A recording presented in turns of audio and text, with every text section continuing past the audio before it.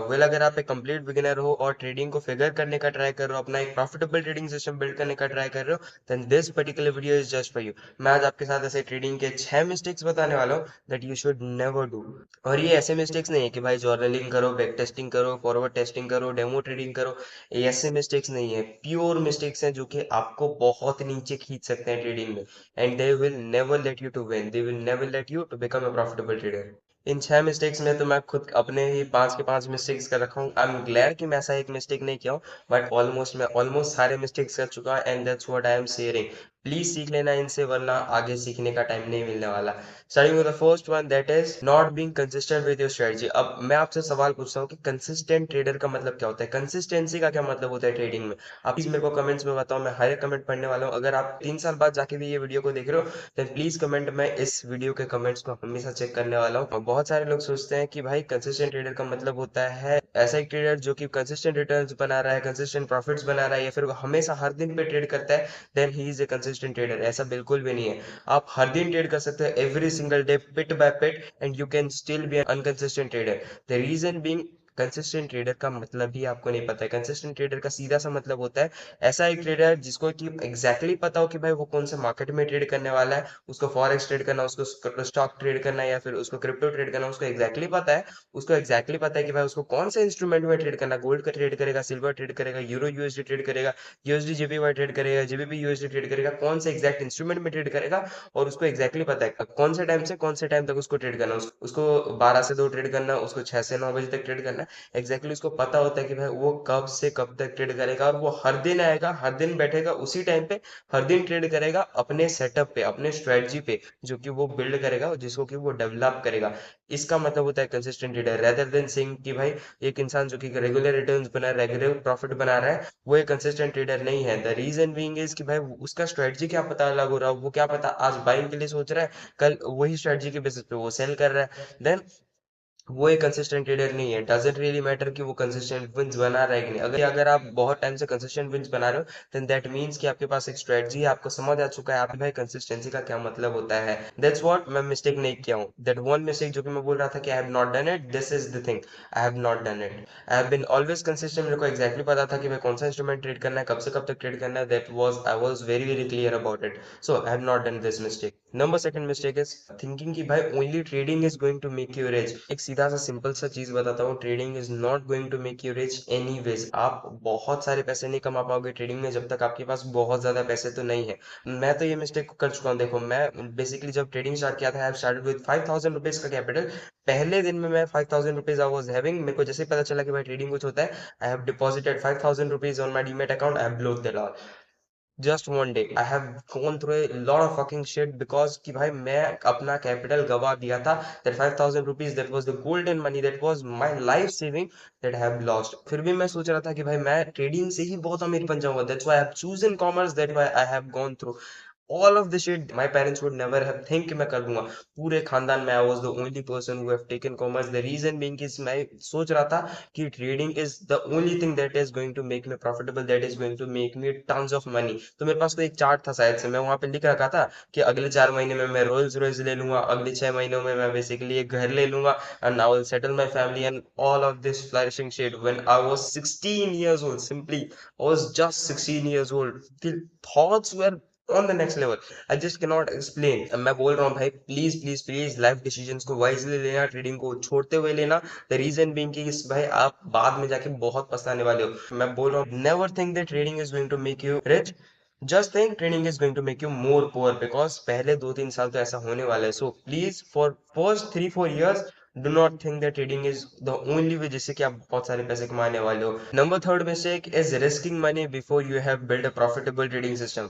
That's what I have done. मैं पहले दिन पे I have blowed 5000 rupees on demat account. उसके बाद अगर आप ये मिस्टेक कर देते हो that you have started risking money without a profitable trading system, then अगर आप ये कर देते हो then you will lose all of your money. उसके बाद आपके पास ट्रेड करने के लिए पैसे ही नहीं होंगे। तो जब आप अपना एक प्रॉफिटेबल ट्रेडिंग सिस्टम बना लोगे, आपके पास कैपिटल नहीं है ट्रेड करने के लिए। So you can not make money with trading.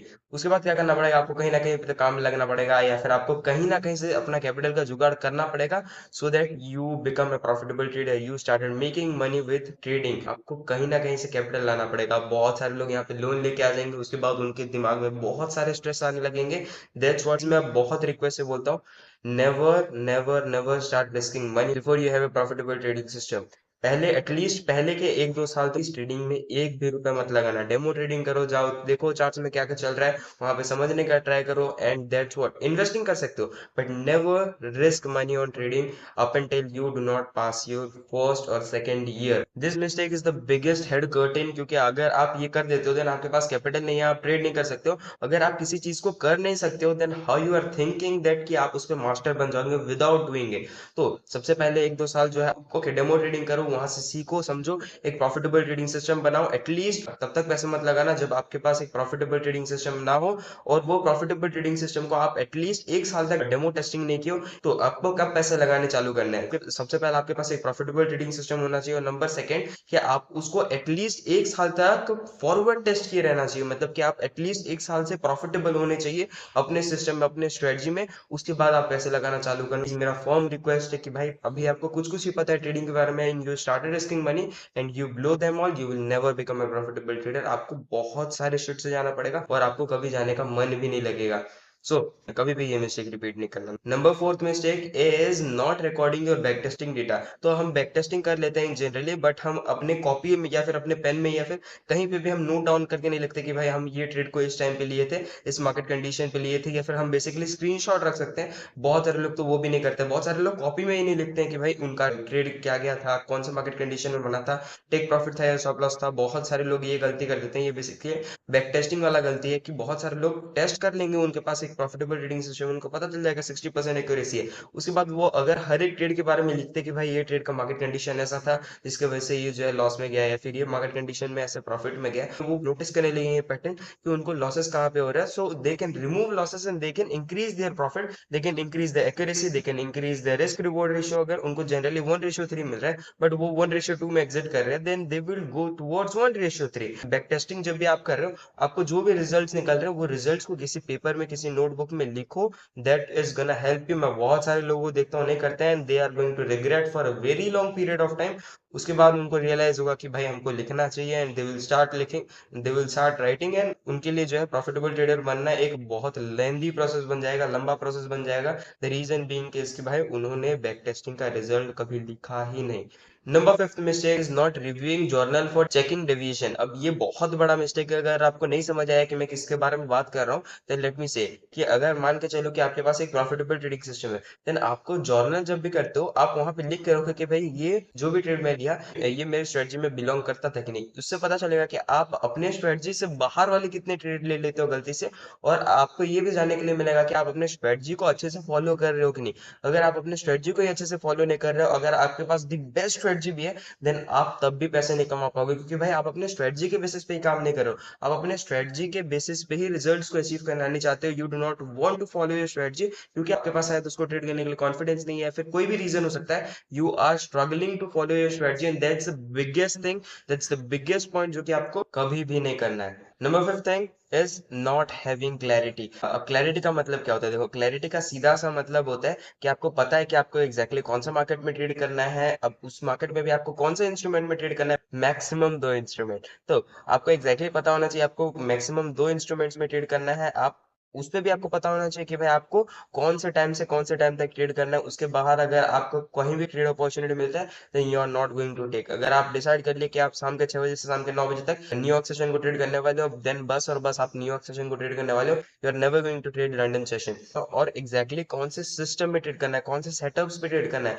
आपको क्लैरिटी होना चाहिए। बहुत सारे लोगों को क्लैरिटी नहीं होता है। वो देखेंगे आज निफ्टी ट्रेड कर रहे हैं, कल बैंक निफ्टी ट्रेड कर रहे हैं, परसों यूएसडी सीएचएफ ट्रेड करेंगे, नर्सों यूरो यूएसडी ट्रेड कर रहे हैं, उसके बाद गोल्ड ट्रेड कर रहे हैं, क्रूड ऑयल ट्रेड करेंगे, प्लेटिनियम ट्रेड करेंगे, हजारों चीजें ट्रेड करेंगे। And that is the biggest crowd जो कि आपको होल्ड करके यहाँ पे गले में लटक के आपका गला फाड़ देगा। दैट्स द बिगेस्ट थिंग जो कि आपको कभी भी नहीं करना है। विद दिस आई होप कि आपको ये ट्रेडिंग में हेल्प करने वाला है। आपका जो जर्नी नेक्स्ट आ रहा है, उस नेक्स्ट जर्नी को आपको बहुत ज्यादा इजी, बहुत ज्यादा सिंपल बनाने वाला है। With this, thank you very much.